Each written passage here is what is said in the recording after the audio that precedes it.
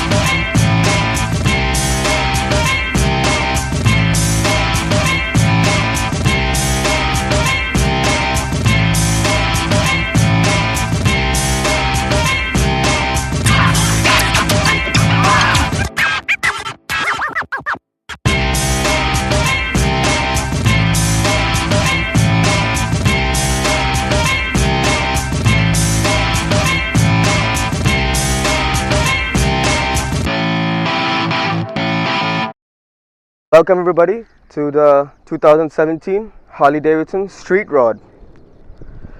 This bike is based on the pretty famous selling Street 750, but with some minor modifications, it's been made better. Let's get the technical specs out of the way first. This bike has a 749cc twin cylinder engine. It's liquid cooled.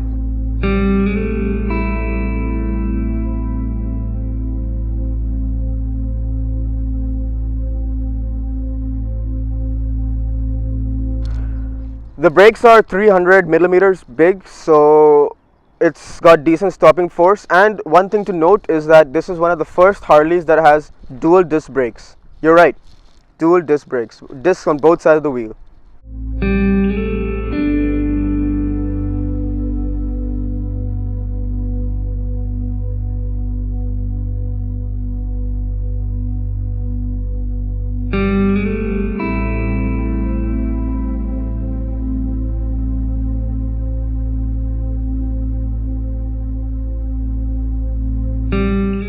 You do get a very basic looking speedometer. It has trip A, trip B, it's got a digital rev counter which tells you which gear you're in.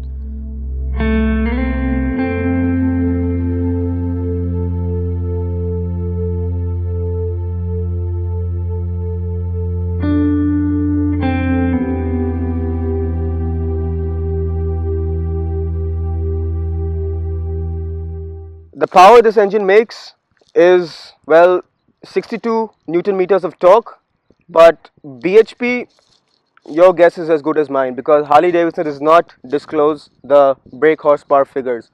But several sources claim that they make around 70 BHP, so let's just believe that, because they are the only true numbers that stand out right now, because there are no official figures from Harley Davidson.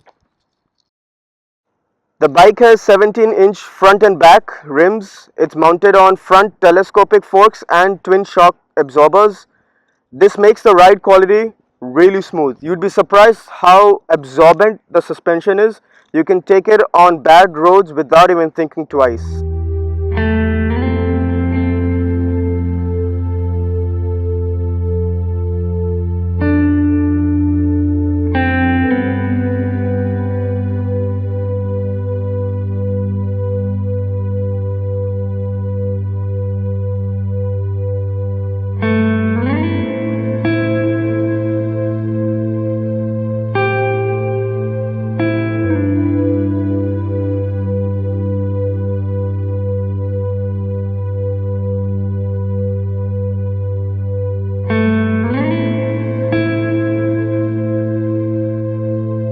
The low end torque is pretty useful on this bike. You can just cruise along and you don't have to actually twist the throttle too much to make any rapid movement.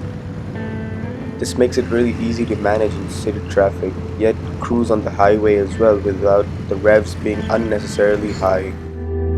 So I'd like to sum it up by mentioning what I like and what I dislike of the bike.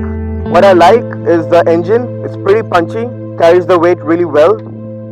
The brakes are equally good because, again, as I said, they carry the weight really well. They stop all the time perfectly well, with ABS working in perfect tandem with the brakes. The third good thing about this bike is that The handling is really good. You'd be surprised that even though this weighs nearly a tank, but it still handles very nimble, and you can actually lean through corners, and it gives you lots of confidence to attack the corner with a lot of aggression. The fourth point is that the comfort is amazing. You can take it over bumps, you can take it over speed breakers without any issues. It just glides over them without much hassle.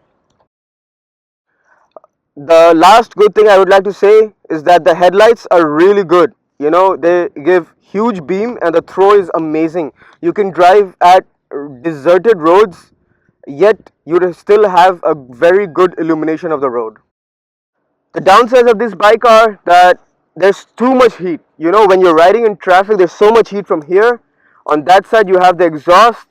It's like you're always sitting in a boiling stove. The second downside is that the fuel economy is not very good. I got 16 kilometers to the liter.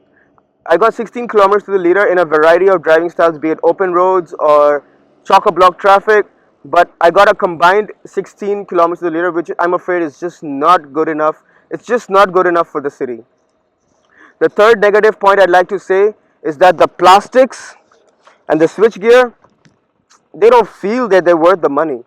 And that's a big shame because they had the same problem in the Street 750, but yet they haven't rectified this problem in this. It's a big shame. You know, I have no bikes that are half the price or even maybe one-fourth the price, but they've got better switchgear than this. And on that note, I bid from the 2017 Harley Davidson Street Rod. See you next week.